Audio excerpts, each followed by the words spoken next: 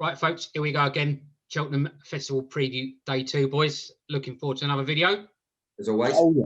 Yes, absolutely. Once again, folks, we'll bring you some of the races. Well, we'll bring you all the races, but we'll go through the ones that we like the look of first, and then we'll touch upon a couple of the lesser ones afterwards.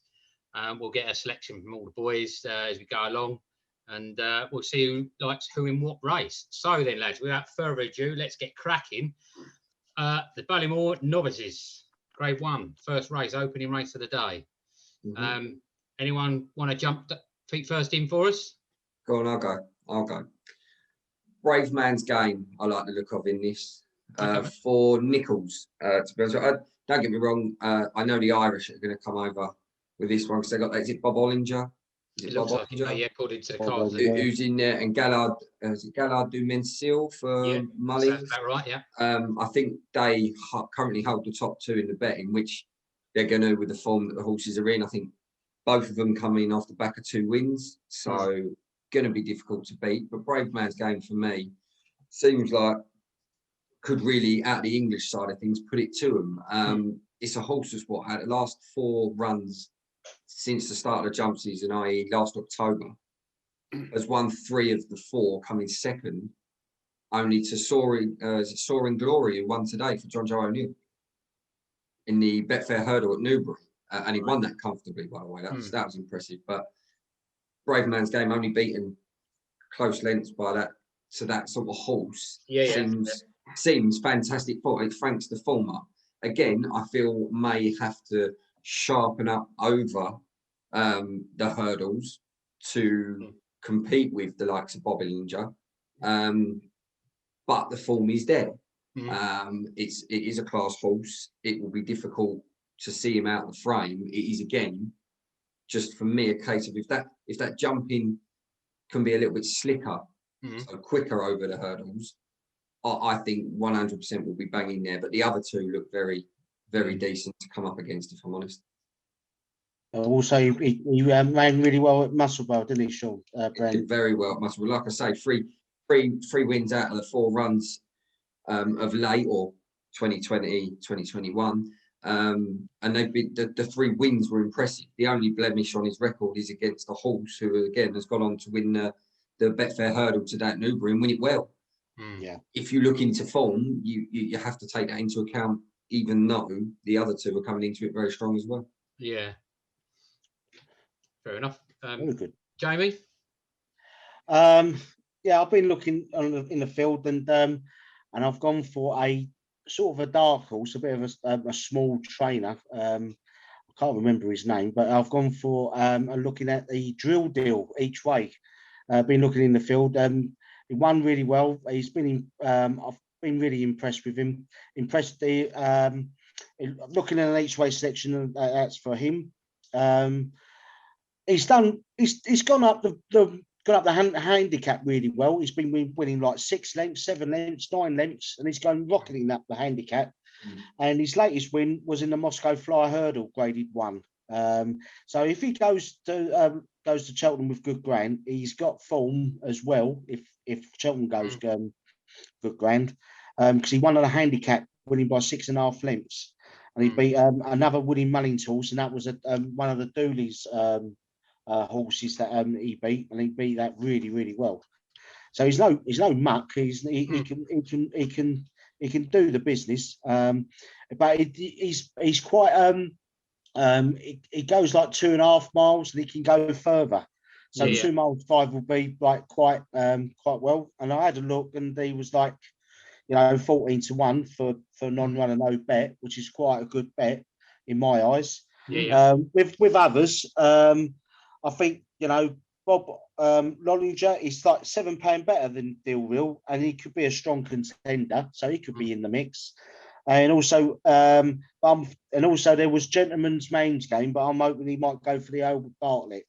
But he's entered for the Ballymore, so they're obviously trainers are thinking of going either that race for Ballymore or the Albert Bartlett.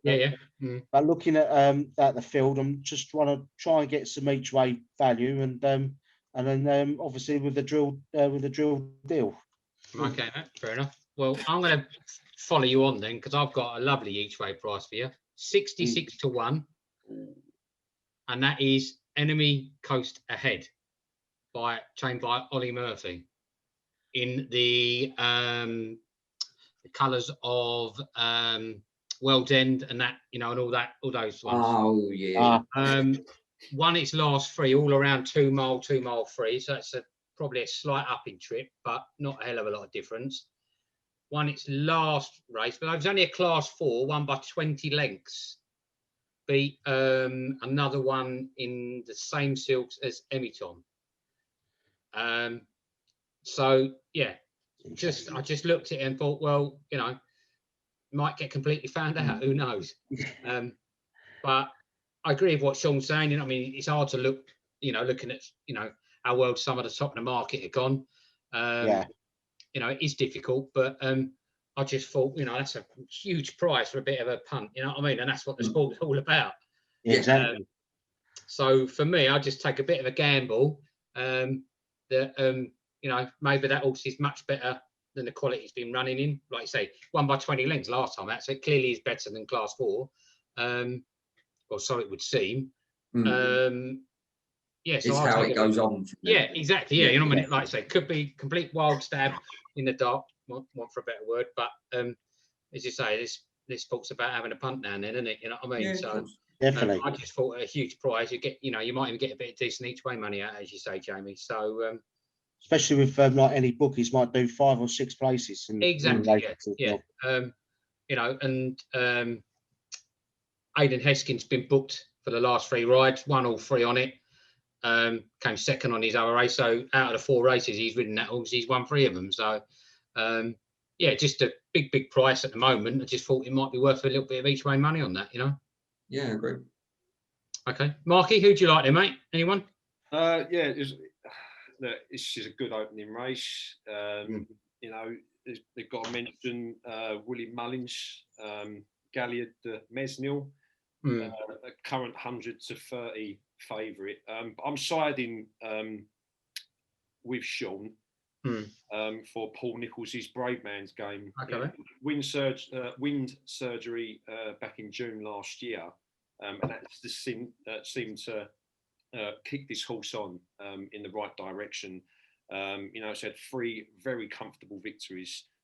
It's going to go into this race fresher because it's heading straight to the festival. And like we've stipulated before about certain runs, I think that it's going to be up there. Its current price at 9 to 2, along with Bob Linga as well for Henry de Promhead. But yeah, I think he just tops it for me. Like I said, the wind surgery is really definitely, got this horse kicking in the right direction. Another one as well, what Jamie mentions as well, I believe it's the trainer, Ronan McNally, if that's for that's it. 4 wins on the bounce. Obviously Jamie spoke mostly about that horse. And another one I like is Bear Gills for Nicky Martin, also at the same price at 20 to 1. Has won the last 3. But if I'm going by who I think stands more of a chance in this opening race, I think Brave Man's Game for Paul Nicholls and Harry Cobden. But you can't obviously rule out Willie Mullins. You can't rule out Henry Monkfish. Rachel Blackmore had a lovely ride on Bob Linga last time out at Nason, really testing heavy ground. But this is Cheltenham. We know what to expect. But Brave Man's Game is who I'm siding with. Okay, mate. Fair enough. I mean, just for me, like you said, Mark, with like the Drill Deal, it'd be great for the underdog because he's the actual small yard, racing against the top dogs and all that. And it's just, he just catches the story if he wins it. And he's got like the other horse. He's only got 3 horses in his stable, was he? He's got the Jam Man, the Drill Deal, and somebody else. So he's like, and he lets his little boy train goes on him on the road and something, and he rides him off and does all the training. But no, that's why. You look at Willie Mullins. He's got the stranglehold of that where's my notes? I can't find him. What's the one? Gallard du Missil. I mean, the Doolies have got it absolutely. They've absolutely collared it. That's why we've looked on. With the anyway. Definitely. Okay. All right. Well. Okay. Right. Let's move on then, lads. Next is the Browns Advisory. I hate the way they keep changing all these bloody names about, but the Brown Advisory novices. Well, we all know who's a favourite in that, and we can only really start with you then, Sean. Yeah, Monkfish. We discussed this prior, where he'll go. We were looking at possibly him running in the Ryan, or not the Ryanair, the Peter Marsh on the Thursday. But like we spoke about, if he's still 8-1, like they are advising for the Peter Marshes, I'd put my house on him now. But going on what we see here on the Wednesday, 8-11 is still pretty. It is a fair enough price for a horse that for me has just been a breath of fresh air for Mullins. He's got plenty. It could be Willie Wednesday. Let's be honest with you, without being rude. He's got plenty of decent horses going as we delve further into it. But Monkfish for me has been standout. I picked him as a one to watch back in October or whenever we were doing this. I stand by it. I still think there's a festival winning that horse. I can't see many putting it to him, to be honest with you. It's a good race with a couple of in there, but do I see anyone getting close? No. So if anyone else can pick something, then by all means. But for me, Monkfish. No, I can't. I'll just elaborate. I think you're 100% right. Personally, looking at the card, I just think he's clearly the best horse by a long way in that race. Yeah, I mean, it could be. There are others in there that are. There's the big breakaway. We don't know what sort of horse we're going to get from that. If the Tizzards can find something, whatever's been amiss this season, we know they've had their problems, and that's been well documented. Fingers crossed they get a bit more form back into it and make this a competitive race. But again, Royal Pagale in there, short at 4-1, so would suggest possibly going there. But the owners having two in the top two would be is limiting what they could probably do throughout the rest of the festival. So you kind of look at taking him out as well. So I don't know. It could, it's a horse proven at the course, at the distance. I think, it's difficult to pass, isn't it? As you say, that there are others in there with ability, but Monkfish has been consistent, as simple as that, and hasn't done anything wrong, So going into it, why would you doubt him, God, Jamie, I bet you got an outsider, though, haven't you?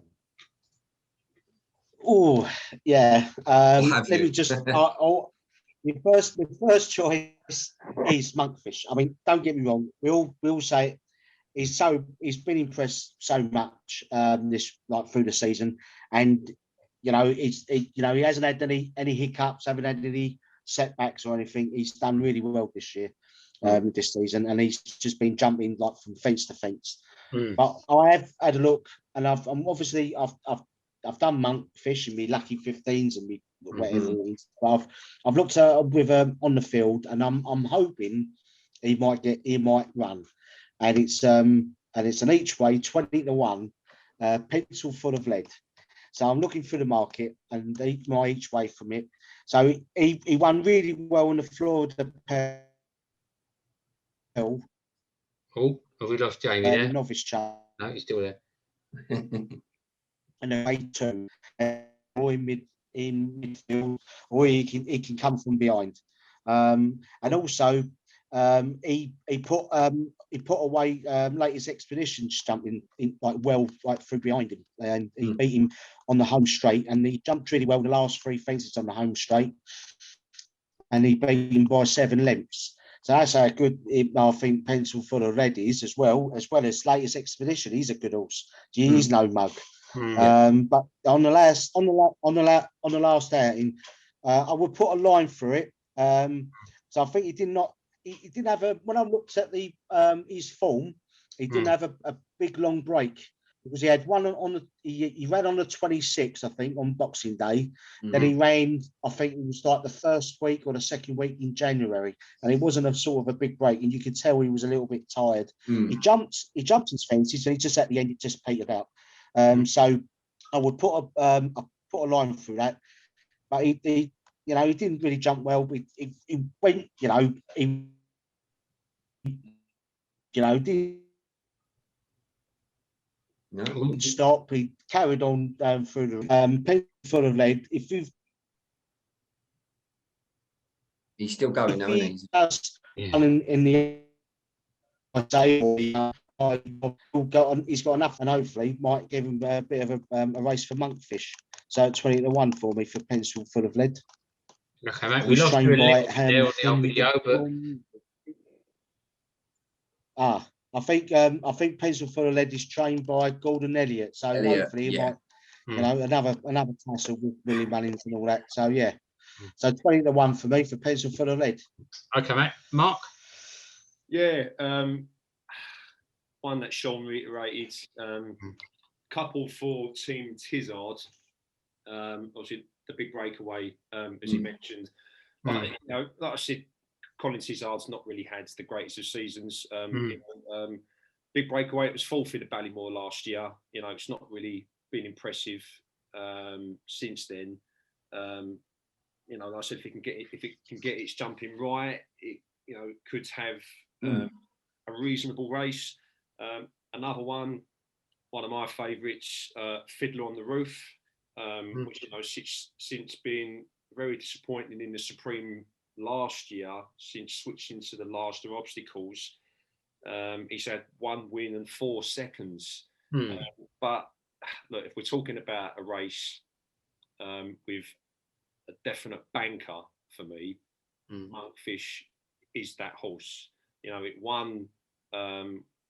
I'm not trying to think of the race it won last year when it beat Latest Expedition and the likes of Fury Road, and then Tyne Hill and people like that. Yes, yeah. Went on then with victories at Fairy House and more recently at Leopardstown as well. You know, at short price at 1 to 3, 1 to 2, 1 to 2, and Monkfish is just one of those horses that you could just sit there and watch. It jumps every fence to perfection, and yeah, I think this is 1,000,000% Cheltenham Festival banker for me. You know, I can't really see any horse in this race at the moment that causing the most problems. Yeah, as I said, mate, isn't it? Surely it's a case of, yes, there are other horses with ability, but is their ability, or are they going to have a good day? Yeah. And is their ability sufficient enough to trouble Monkfish? And for me, the answers to both those questions, well, the first one is you don't know, and the second one is no, because you're hoping for their absolute best day, and that's still got to be enough to beat Monkfish. Yeah, 100%. This horse has clearly got massive potential, and you know, at the age of 7, there is still so much more to come from this horse. You know, you're looking at the likes of that they've gone on before you, Fahines that have gone on forever, Duvans that if you didn't have the injuries could have gone on for a lot longer. They've all peaked at around about that sort of time and been at their best. Yeah, and you can see Monkfish, and that's, I don't think that's over exaggerating, being in that sort of bracket, you know. From my opinion, anyway. But no, I completely agree. I think he's a belter. Yeah. Fingers crossed. I think you can see Monkfish as a future Gold Cup the next couple of years. Yeah. But in one where you've had like a bit of problems, it wasn't a few years ago that Willie Mullins had a bit of a problem where some of his horses were like off colour when they were travelling by boat going over water. Yeah, that was quite a few years. So you never know. I mean, all right, well, I know I'm not putting spanners in the works, but obviously, you know, it might happen. It might have happened to Gordy Elliott. It might happen to of course it does. Yeah, Nolan and all that. So all these elements add up, Jamie. There's no doubt about it. Because the only thing is, though, the UK are going to get trounced with this bleeding UK versus Ireland trophy. It's bleeding. Good at the moment. We're gonna get trounced. We're gonna have to wave the white flag by day 2. As long as there's awesome racing, Jamie, I don't really mind. I don't care anyway, yeah. As long as we get some money in our accounts, that's fine by me. Yeah, that's the main thing, isn't it? So, all right, lads, well, let's move on then. We're pretty much all in agreement there. So we'll look at the Queen Mother then. I guess we'll come to you again then, Sean, really. Last, do you know what? This man and this festival is a dream come true. I love it. To be honest, I'll talk about obviously Chacun Pour Soi again. It's another horse that we know has proved for the last 3-4 times now that he's going to be very difficult to pass. I think if he was coming up against a prime Altior, would be a different. He wouldn't be, evens. I think things are working in his favour. It's a fantastic jumper. There are a couple where he seems to get in a little bit too close, which we know on the bigger stage can really cause some trouble for you. You have to be at your best at Cheltenham. There is no if, buts or maybes. You can't have an off day. It's not. You're completely punished there, like nowhere else. Yeah. This is it's just straight in and that's it. So we know that there's that element to it, but I don't think that Chacun Pour Soi is a horse that will make too many errors. If they decide to take Altior, it will make things a lot more interesting. I can't see Chacun being evens. I'd imagine he'd drift quite remarkably because I think a lot of people will get on Altior at a larger price. Understandable. I just think, or I don't think Altior has shown enough to assume that he can come back and compete with an up-and-coming 9-year-old. With the fact that you've got Politolog in there, who is a Tingle Creek winner. You've got Nube Negra, who's even younger than a lot of them, who has proved that he can mix it with the big boys when he went up against the likes of that was going to be a little mention of mine.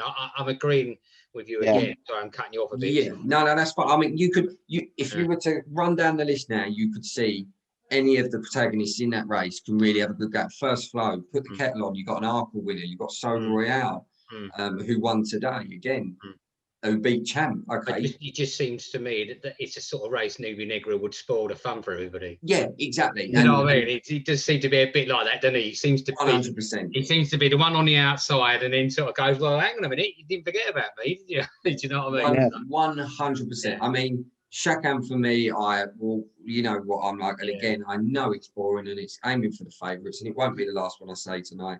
But if I think they're the best horse, that's who I'm going to. Yeah, absolutely. That's obviously quite entitled to your opinion, mate. Quite entitled to your opinion. Exactly. I do think as an outsider, if they tend to go that way, So Royale, because I don't think there's many horses out there that are diverse as this one that can win a hurdle race like he does, like the Welsh hurdle, and then beat Champ over the larger chasers. He won well today. So well. I'll let the rest of you go on there because I can carry on. Well, I won't really have a say because I've already reiterated I'm very much in the same camp with Sean again, I'm afraid. Other than I might have a little dabble on Nube Negra just because he's just that sort of type of horse that just falls apart now and then. Yeah, I know. A reasonable price again, 12 to 1 at the minute. Looking at that, so I'll have maybe a little dabble on him just for a bit of fun as well. So, all right, well, let Mark have a say. Come on in, Mark. Sean. No, listen, I'll be completely honest. I've got to be in total agreement with Sean. You know, look, we talk about just going away from racing for one quick second. You talk about football. You talk about players like Mbappe for PSG, and you got the likes of Ronaldo and Messi. It's so-called changing the guard, and this is exactly what we're looking at in this particular race. You got Chacun Pour Soi, who I must admit at this moment in time is the horse to beat. There's no doubt that there's so much quality in this horse. Willie Mullins is definitely one of the biggest bankers of the Cheltenham Festival that I think Willie Mullins has out of all of them. That's siding with the likes of Monkfish. But Altior, you know, like I said, he's been one of my favourite horses that I've watched, you know, for many years. You know, it isn't the same Altior that we all love and, you know, what we want to see. But I just think that when he performs at Cheltenham, I just think he just performs on another level for me. And, you know, we've stipulated about a few horses, which Politologue won this race last year, won the Tingle Creek. Nube Negra, who beat Altior in the Desert Orchid most recently. Rug Vif, who had a superb victory at Cheltenham and, you know, hasn't quite kicked on since then. The one I like that stands out as a little each way selection is First Flow. I think if anyone's going to cause an upset, it could be this horse. You know, won so impressively at Ascot, beating the likes of Politologue, Waiting Patiently, and Defi de Soy.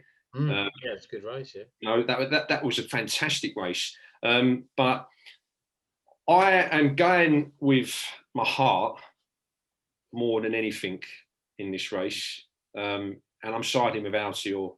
You know, it's one of the biggest risks that I think I can say I'm taking, but I'm sticking with him. If it is going to be, if he's going to go to the Champion Chase, you know, I think it could be his last race. We don't know what's going to happen, but the way I'd look at this Champion Chase is that Chacun Pour Soi would have to beat Altior for me to be the best of the bunch. So, you know, but look, but when we talk about quality, Chacun Pour Soi has got it, ticks every box, you know, in jumping, in pace, in knowing when to get out of a problem. But when you look at those horses that I've stipulated, we don't know how many of them are going to be declared the Champion Chase.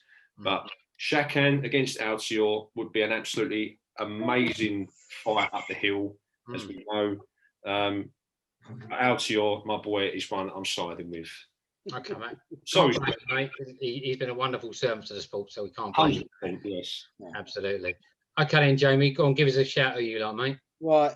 Well, I've done a lot of bleeding essay like this, like massive essay. So we haven't got time to read all that, mate. I'm afraid. I know. It's just ridiculous. Pick out your bullet points. All I could say is it's another superb lineup for this year's Queen's Mother. You've got, it's like the young pretenders against the titans of the 2 milers of yesteryears. So you've got like your Altior, your Politologue, and you got the new one, the new kids on the block. You got your Chacun Pour Soi, you got your First Flow, and you got your Nube Negra. So hopefully you've got like Altior trying to get his mojo back, trying to get his crown back. But also you got the Warrior of Politologue. I mean, last year the Queen's Mother Chase I thought was a bit of a weak race. He won that well. But I'm looking in the field, and I'm going to hold my hands up. I've done Chacun Pour Soi on me lucky 15s and that, trying to get some loads of money if I can. Not. And then I've done the 2 as an each way bet, and I've been looking around, and it's been like which I've been looking, and it's for First Flow, because for me, First Flow, I think his preparation leading up to the race to the Queen's Mother, it's been, you know, been really good. It's been no setbacks, no anything. But my concern in this, he's been running on soft or heavy ground in some of the races, and in winning at the Ascot in the Clarence House Chase, he won by 7 lengths against Politologue, and that was really impressive. So I'm hoping that Kim Bailey says he can run on good ground or good to soft, so that be good. And also with Cheltenham, with their ground conditions, it always almost like their water, it goes quite dry when it's like sun and dry wind and everything, so that might do well for him. And in the other end of my law of things, I think Altior, he'll be a great bet. I took him at 8 to 1. I think I would love to see him coming back. I think he could win his championship. He needs another chance. The ground, it could be decent, but also I can see Altior will be his last race. It'll be his final fling, and if he does win, they'll retire him straight away. I think he's been great, and I think some of the races I can think of. Some like with the boxing greats, like Muhammad Ali versus George Foreman, or Muhammad Ali versus Flyway, whether, whatever, you know, you all these great, you know, it's the same with Sprinter Sacra beating, you know, under so, and he was coming back from his heart attack, and that was like, that was in one of them big races. That was like that was right up there to me. That was right up there with Muhammad Ali versus Joe Foreman when he got his title at 42. Well, it's moments like that makes sport, Jamie. At the end of the day, it's moments like that makes sport. Oh yeah, and I think for me, I like to see, you know, the new generation step on, but I would love to see Outlaw get his crown back, like Sprinter Sacra did. And you always know that Nicky Henderson always does something. It's like today with Champ, done it on unorthodox, sending him at 2 miles to see if he can jump a fence really properly on pace. So because you know that on the Gold Cup it's going to be championship pace, and you know that he's going to try and jump them fences, you know, quite quick and slick. And I think he proved that today. So you know, Nicky Henderson can do something with all these, you know, without your Sprinter Sacras, etc., etc. But for me, Chacun Pour Soi for me to win it, but with an each way, it will be like first flow. Got it at 10-1. So okay, fair enough. All right, well, let's swiftly move on then, lads. Time's ticking by. Right, a cross-country chase next then. I'll start by saying I'm not really going to change my mind from last year. I'm going to stick with Easylands. Just like that horse, really. I just think it's his bag. All right, he didn't win last time around, but you know, I think he's always been the goal again. So yeah, quite straightforward choice there for me, really. And the only other one is Ajax, which is also trained in France as well. That's another one I liked at a bit of a bigger price, but yeah, I think Easyland's still currently the favourite, and I think at the moment, 7-4 or something like that. Yeah, so I'm afraid a little bit boring. You know, his stable mate is 10-1, so that's a little bit more each way type money. But yeah, for me, looking at that list, as much as I know what Sean's going to say, or hope for anyway, I'd like the same really, just because he's wonderful. But I'm afraid I'm going to stick with Easylands. So, well, I'll let you elaborate then, Sean. Go on, because obviously people who followed us should know by now, but go on. Yeah, well, Tiger Roll's obviously been one of those that has stolen, like it's a hero for everybody. I mean, if a lot of people watching ITV racing today, which is the Sunday when we film this, even beforehand, they were saying how over in Ireland, he's the little hero, you know, he's the one that has got, he's like what the new one was to the British public, you know, the English that everyone wanted it to do, where everyone loved, whether you were a follower of Elliot or not, they loved the horse because of its capabilities. It showed today, I don't know, they're saying that ground wasn't overly great for the horse because it was quite heavy underfoot. We're fully aware he's not a hurdler, although that's not an excuse because he had won over hurdles. But to have a stab at this again and then go on to the Grand National, I think could be too much of an ask. After watching today, the plans are to go to the cross country, which is brilliant because that's where you want the best horses to go on the best platform. Yeah. If he can come back, I mean, it obviously thrives over Cheltenham. We know that loves that course and certainly running that cross country. Those fences appeal differently to certain horses, you know, they're not normal fences. So, you know, it's not to say he's without a shot, and at 9-1 is a fantastic price because I never thought I'd see Tiger Roll at Cheltenham at 9-1. No. Unfortunately, I believe there is a reason that he's 9-1. I feel Easylands, to be honest, I think take out the first run of the season for Easylands, which was at Cheltenham, where both him and Tiger Roll run poorly. You can see him coming on from that and being very difficult to pass. Again, like with Mark and Altior, I will let my heart rule this one. Yeah. And I will be siding with Tiger Roll and praying for some sort of resurgence from the horse. Do I see it? Am I more hoping for an each way and he gets round safe? Yeah. If I'm honest. If he doesn't go, can I push it for one? Or do you think if he doesn't go and they do just think that Grand National, let's give it one more stab and then we'll put him in a box and keep him safe, then personally I'd go Potter's Corner. Okay. To put it to easy lands for Christina Williams. I think it's a horse that has been a bit sketchy to start this season. Hit the post a couple of times, had a couple of wins the last tail end of last season with it. Not run a lot, so I hope that will favour it. But then again, neither is easy lands. But for me, Potter's Corner, if Tiger Roll doesn't run, will be my selection.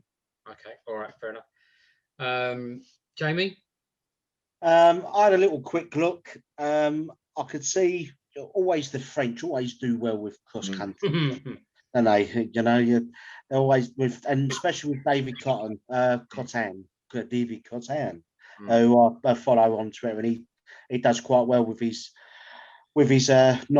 chases, and you can see easily that this is going to be like, if he wins it, obviously it's going to be a prep run for the Grand National. I looked in the field. Yep, I could see Potter's Legend in the top 4, the old Welsh Grand National winner. He could do right. But then I looked at LeBroy, 25-1. He always does well, considering he hasn't got that actual pace, but he always stays like the mother-in-law. So, like I say, I think, and also this might spark him up, jumping these different obstacles in the old cross country. And I have actually seen them, and they are really daunting. They are really interesting. And it's I think hopefully that might give him a bit of a spark, and hopefully we might see him in the Grand National. But LeBroy, but I could see Easy Lane win it if he get, obviously there was a disappointing run in the Cheltenham beforehand. But hopefully, give him a bit of a break, and he's been training with David Cotton all right, and that'll be definitely a prep run for the Grand National. If he wins, even if he finishes second or third, it'll be a good prep run for him. So that, for me, I would say with Easy Lane, I would say. Okay, mate. All right, Mark. Yeah, I can't really say too much more on this. Sean reiterated about Tiger Roll. Like we saw about his race today. It's all about prep runs. It's all about getting them ready for the Grand National. If I'm brutally honest, I would not be at all surprised if Tiger Roll diverts this race and goes straight to Aintree. Just by looking at his performance today, it's just not the same horse that we've loved to see for the last couple of years. Don't get me wrong. There was already a few remarks about like ground conditions, but look. Like I said, it's the small horse of a big heart, as we've always said, But look, don't get me wrong. I'd love to see Tiger Roll in there, going toe to toe with Easy's Lands for David Cotton. You've got Jamie's selection, LeBroy for Ben Pauling, 25-1. So it's a very consistent horse. It's always there. It's just a big win is coming for this horse. You've got Kingswell Theatre, who won back at Cheltenham back in November. And that was the one where it beat the likes of Easy's Land and Tiger Roll. But I like a J.S., the other David Cotton horse. It's 15-2, and it'll be first time coming over to run on English soil. But it has a form. Yeah. That's what I did look at that. But it has a form of 1-2, 1-1-2. 1-1-2. If you repeat that sequence, it's going to be a 1 next. You win. Is that your dance steps? I just think that like what James. If you are Sean, that's an absolute banker then, because that's what Sean likes to look at. I just think that like what Jamie said, the French horses always do really, really well with these. Yeah. And I just think Tiger Roll, I think their ambitions are going to be elsewhere. Building towards the Grand National. Easy's Land currently heads the field at 2-1. Boy, I say 25. Kingswell, you can get as big as 40-1, but he got pulled up on this race last year. But JS for me, like I said, comes over, and David Cotton's got another real top quality horse that it'd be interesting to see. Yeah, absolutely. Yeah. I mean, if I remember, Mark, he did exactly the same thing with Easy Lane, where he put him over to Cheltenham for the first time, and he absolutely, well, I'm going to swear, pissed it. And then all of a sudden, he gets bought by JP McManus as a bad race, and then you've got now David Cotton, that it was Sly one, brings another one who doesn't actually gets an experience, and he might miss it as well. So I'm in agreement with you, Jamie, that, you know, like with that, but I'm also in more agreement with Sean that would love to see Tiger Roll win this race and just, you know, get round the course, have a nice run, have another little prep, and then go on to the Grand National. But there is just a part of me that I think that he'll just divert this one. So that's why a JS is my selection for the cross country this year. Okie dokie. Right, well, we're fast running out of time, boys. So, champion bumper next. Go on, Willie Mark. Mullins. You can start, Mark. Go on. Let Mark start this time. Go on, Mark. Yeah, well, I don't think there's really too much to say about this one, but I think this is Willie Mullins all the way for me. Called Chacun Pour Soi. I mean, it was so impressive in its last win at Leopardstown. I've never seen a horse race that was won so easily. You know, but we talk about clashes. I think it is going to be. I think Gordon Elliott has definitely got a good run in this with Sir Gerhard. That's the one. I'm trying to get. So I think that's going to be a real clash. But you know, as Sean says, you know, you talk about Willie Mullins having the potential sweep up on the Wednesday. I think it's definitely one that he could definitely get a winner on. 13-8 for Chacun Pour Soi as well, which I think is quite a pretty decent price considering you look at the other Mullins horses that he has in Chacun and Monkfish that are currently odds on. You know, Hollow Games as well, and the likes of I Am Maximus, both for Gordon Elliott and Nicky Henderson. They're both horses that come into it with impressive wins. So I think there's some each way shouts there. But yeah, look, I can't really say too much more. I think Chacun Pour Soi is definitely worthy of being top of the market, and I think it's definitely the horse to beat in this one. So by a superior margin, Chacun Pour Soi is my selection for this one. Okay, mate. All right. Well, I've done a Jamie here. I'm going to sort of champion one of the underdogs here. I'm going to have a stab with Eileen Dover, Pam's Lie. Yeah. Yes. It's been very impressive. It's won by 29 lengths, 16 lengths, and 7 lengths. Now, okay, you're going to expect that as they go up through the grades a bit. You're bound to expect it. But again, like the other two, though, that you mentioned, haven't really done anything wrong. So might come unstuck, might be found out, and we might find out it's not that level of the other two. But yeah, just to say, really, in an interest in the name of fun, I'll probably have a little go 10-1, which again is not a bad price. As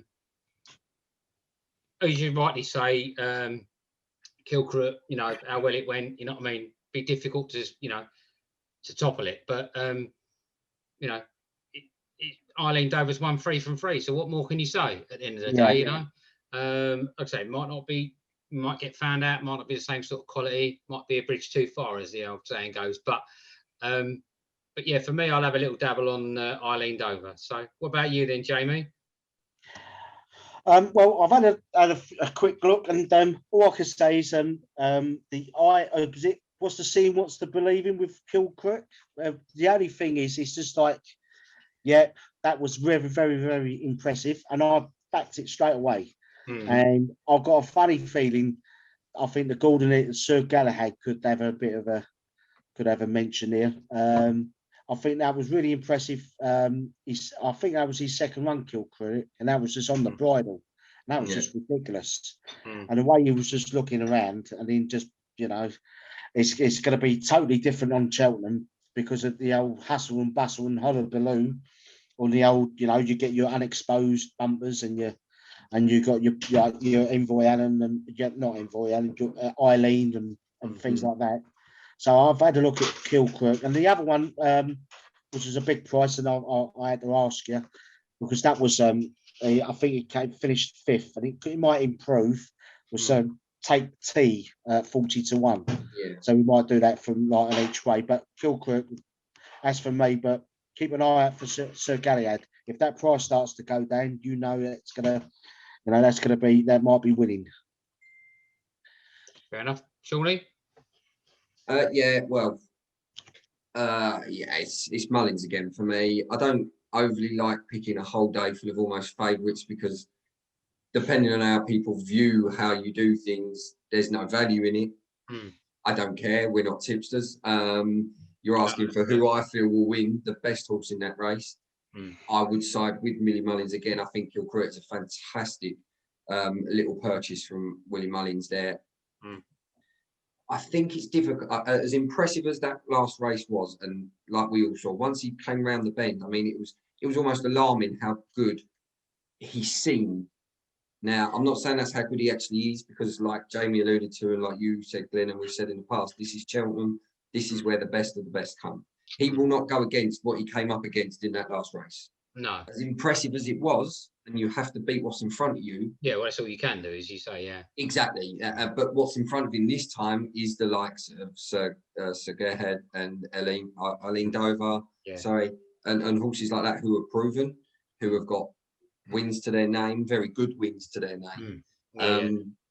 I think he'll win. I don't think he'll have it all his own way. I think Sir Gerhard, like Jamie was saying, if that money starts coming, the Irish are a shrewd lot. Especially when there's a buzz about a horse, you know. Yeah. So I do think it will be a Mullins Elliott clash coming to the last, but going off what I've seen, I'd have to side with Chacun.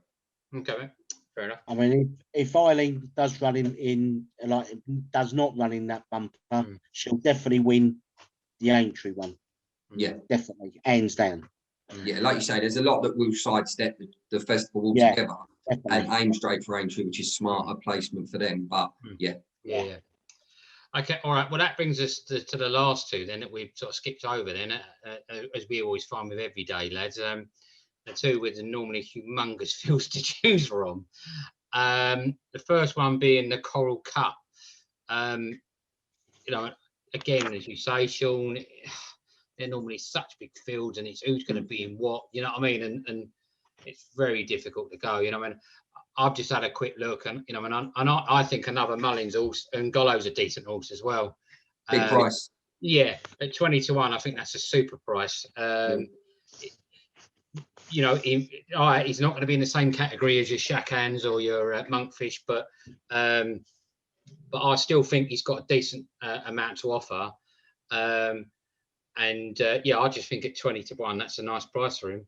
You know, he's had some decent races, and he's run, you know, and he's sort of just come up short against some very decent horses as well, you know. Yeah. So looking at that field, there's a few in there like Barzan on the blind side, but they've not done enough to me to say they're that much better than him. No. So as it stands, I definitely think I'm going to have a dabble on that, to be honest, because I think he is a decent enough horse. And looking at the rest of the field, you know, you got Build Me Up Buttercup in there, Jamie, that you've liked before at 16s. Yeah. I think it's quite open, that, to be honest. And price wise, I don't really think any of the ones above him you can argue are that much better. No. So I'm going to have a little stab personally. I will have a little bit of each way on him. I know not all of you might have an opinion. Anybody else got a pick for Coral Cup then they like? I'll put my hand up for a couple. I think Flash the Steel at 20-1, and you always get a Dan Skelton, Harry Skelton winner on a Coral Cup, because they have won it a few times. And Flash the Steel ran in the Silver Cup at the beginning of the National Hunt season. And finished third, if my mind serves me right. In the green and white stilts, isn't it? That's it. Yeah, the green and white with an orange cap. He's done really well on that one. Finished third. I've been trying to track him, and he's been pulled out with a few big handicap races. But I'm sure he'll get in for the Coral Cup, because I'm sure he's got the right handicap mark for it. I think on the blind side will be a good each way bet. He's found his sparkle over hurdles. He ain't been absolutely fantastic over fences, and now they've dropped him into over hurdles. I thought he ran quite well, considering over Haydock on Saturday, and finished third. He done quite well, and also you got another Willie Mullins hot pot at the moment on the Coral Cup, favourite at 10-1, Blue Lord, and Blue Lord has been running in big handicap races, and then I think he must have finished in the top top 10 in one particular race from, last time out. So for me, though, will be Flash the Steel. Always look out for a Dan Skelton horse. They normally they normally do well on these big core cup races. Fair enough. Mark, you got anything to add? Yeah, I mean, like you said, it's like a lottery, this race, isn't it? So many entries. But yeah, just, you know, you got Benson at 20-1. Quality.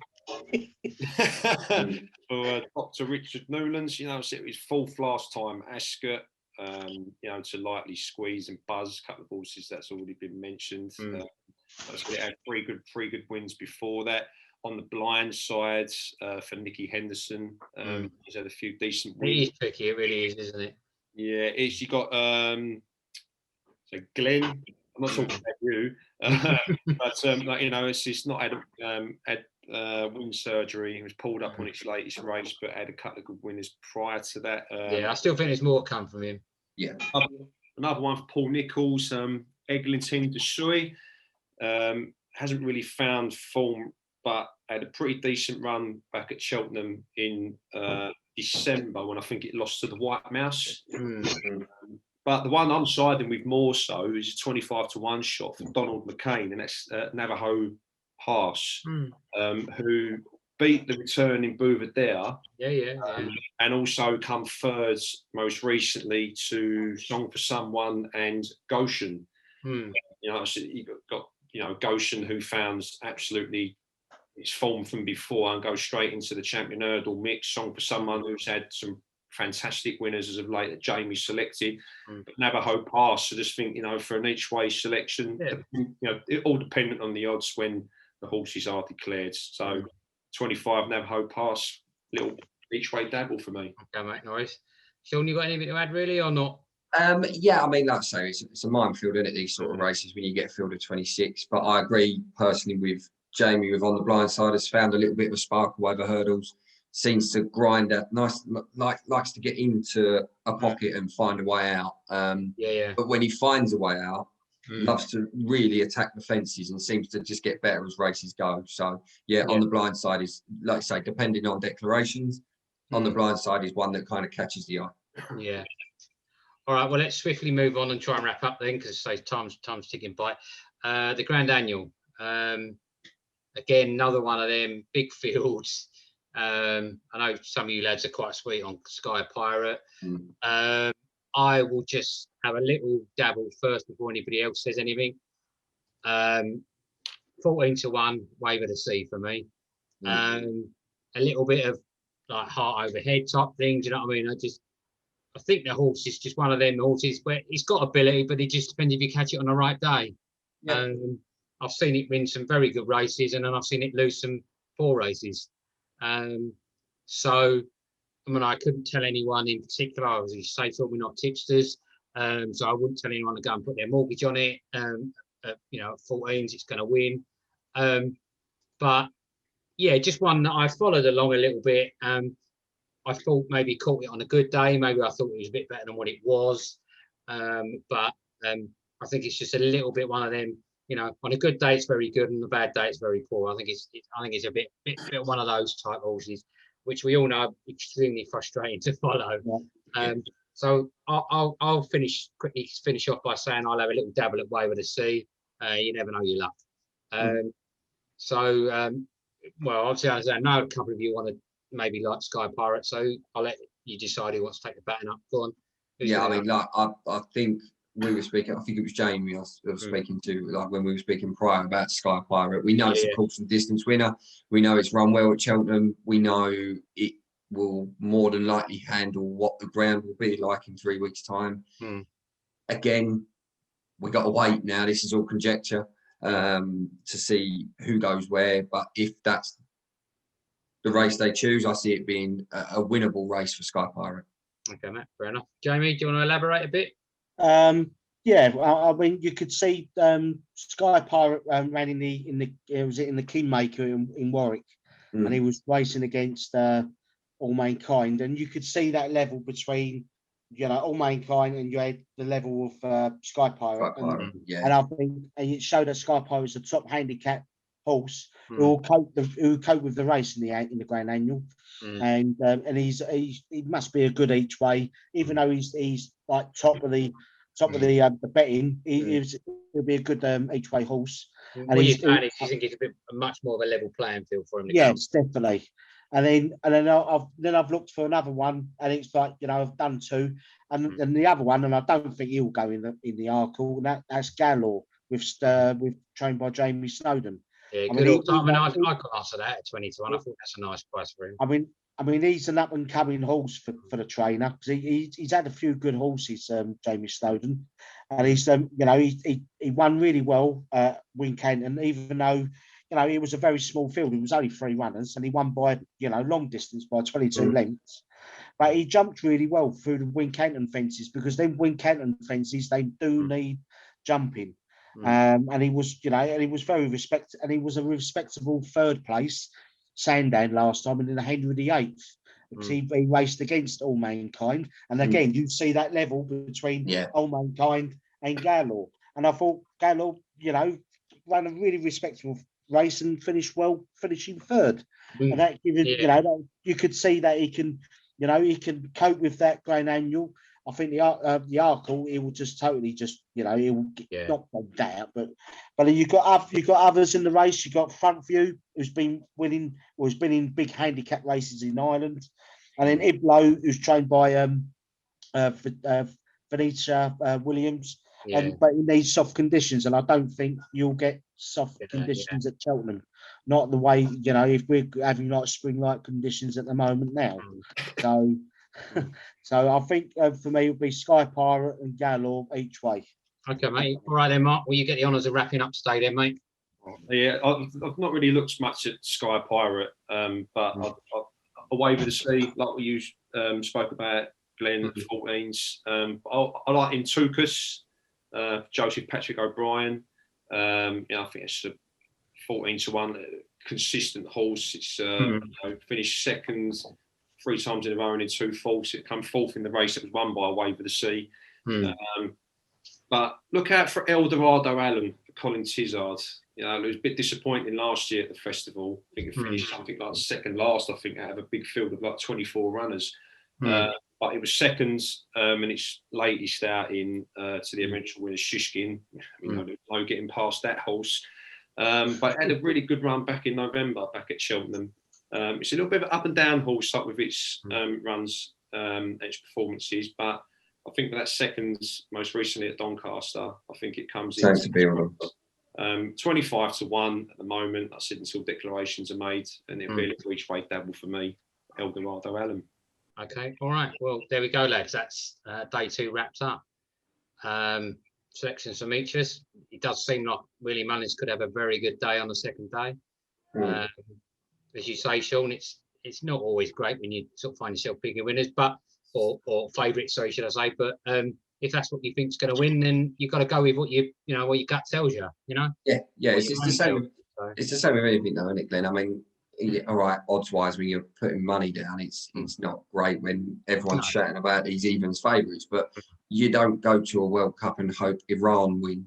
Or exactly. You know, you want the best. You want the final to be your Brazils in front, and that's exactly how horse racing works. If you like it for the sport. Yeah, absolutely. Yeah, spot on. Okay, all right, folks. Well, there you go. That's selections for day 2. We'll get this up as soon as we can to you. Well, obviously, we've seen it by now, but anyway, we'll get that up as quick as we can, and then we'll be back again for selections for day 3. Then, boys. Yeah. Yeah. Well done, lads. Have a good one. Cool. Have a good week. Rest of the weekend. See you later, guys. See you later. Bye bye. Bye bye.